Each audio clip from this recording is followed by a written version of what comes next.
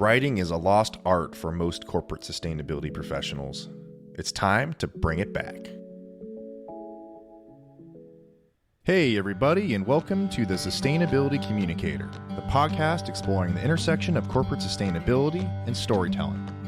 I'm your host, Mike Hauer, a sustainability communication nerd with more than 15 years of experience on both sides of the podium, as a journalist for media outlets like GreenBiz and a communication strategist for major global companies. During each episode, we explore interesting sustainability communication challenges, risks, and opportunities facing folks in the business community and beyond. If you're ready to talk your walk, then you've come to the right place. Time to get to it. As a sustainability communicator, I spend a lot of time writing and thinking about writing.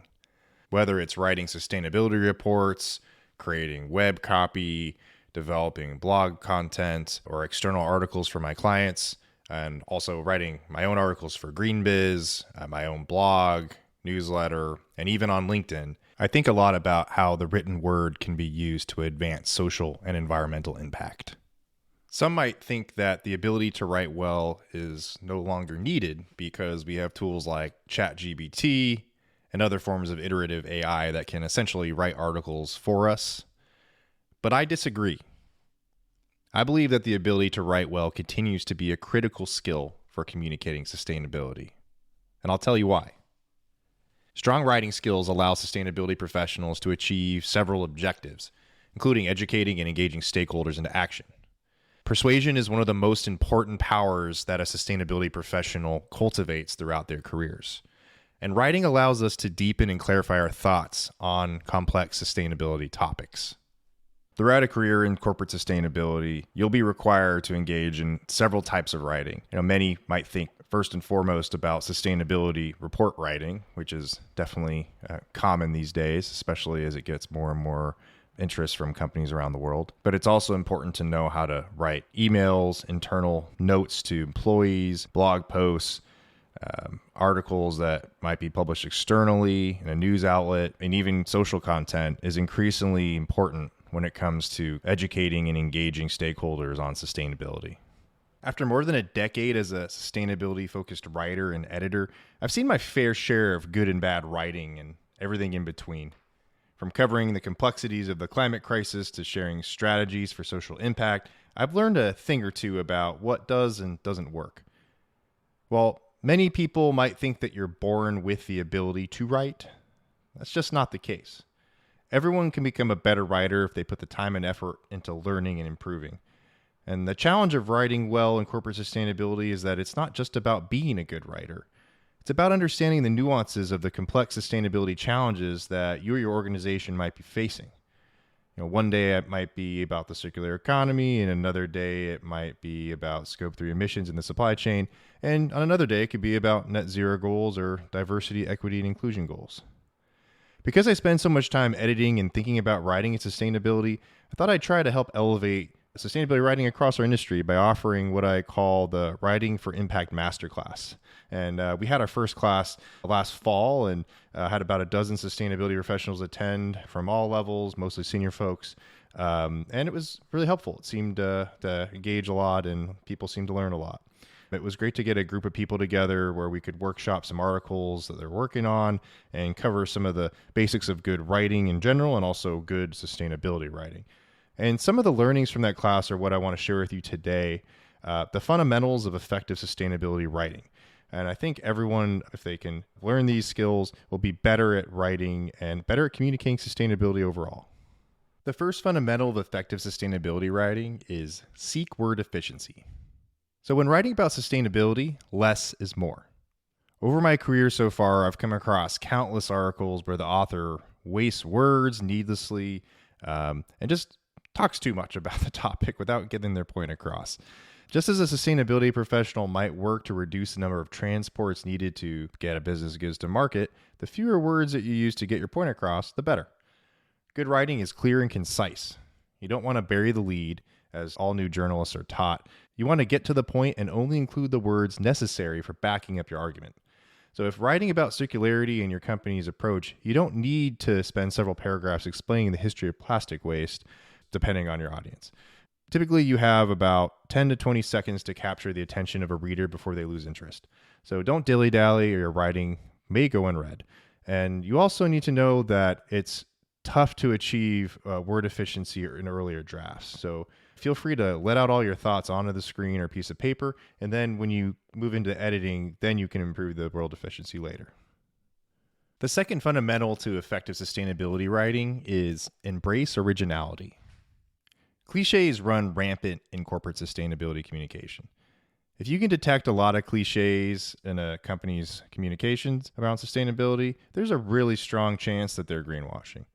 Think about how many times you've read the words empowering communities, building a better future, or even going green. A cliche is a phrase, expression, idea, or element of writing that has been overused to the point where it has lost its originality and its impact for effectiveness.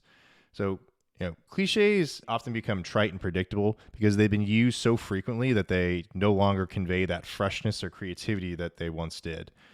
Now, you can avoid cliches by focusing on the substance of your story. So rather than saying your company is going green, you might write that it's embedding social and environmental factors into its business strategy. Well, sometimes this means using more words, which I know contradicts what I just said about word efficiency. Using cliches is still not an effective shortcut, so avoid it at all costs.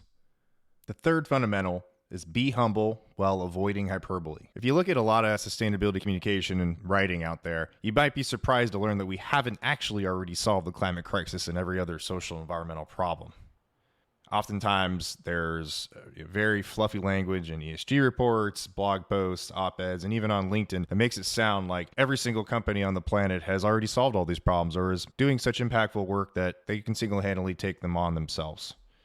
Much of this is due to the old school public relations ethos of protecting the brand by emphasizing the positive while downplaying the negative. But embracing the spirit of sustainability means having the courage to talk about the entire journey, and that means the setbacks as well as the successes.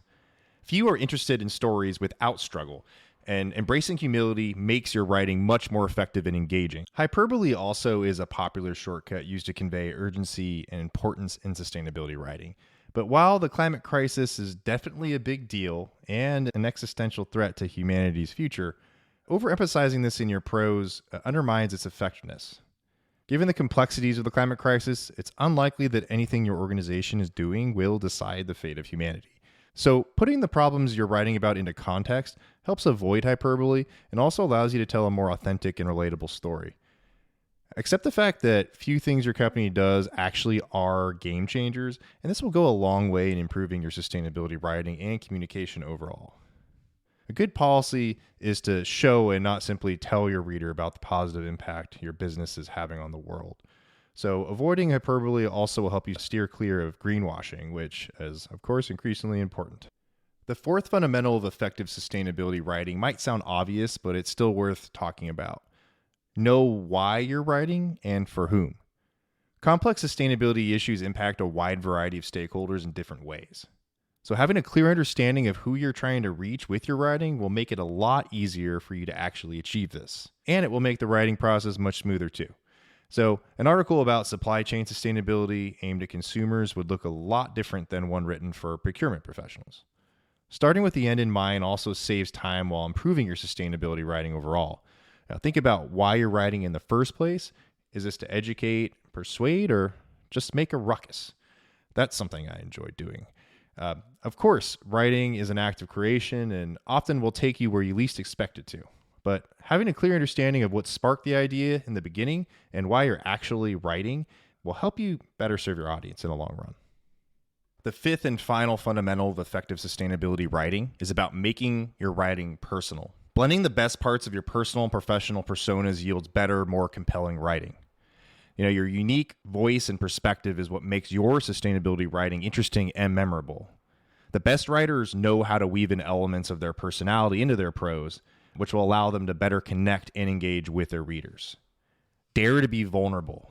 Bring to bear the totality of your ideas, emotions, and experiences, and translate them onto words on the page.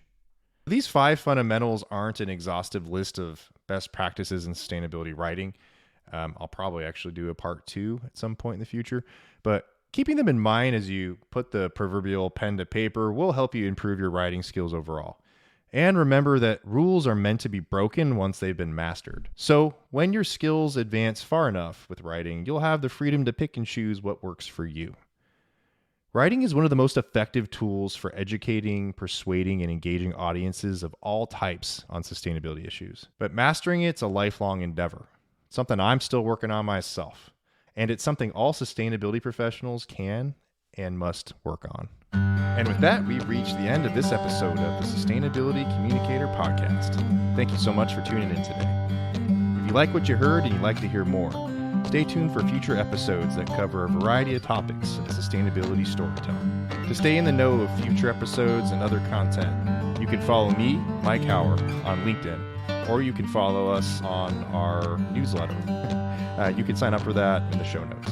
And you can visit us on our website at www.howerimpact.com. Wherever you are in your sustainability journey, good luck and keep at it. We need you out there.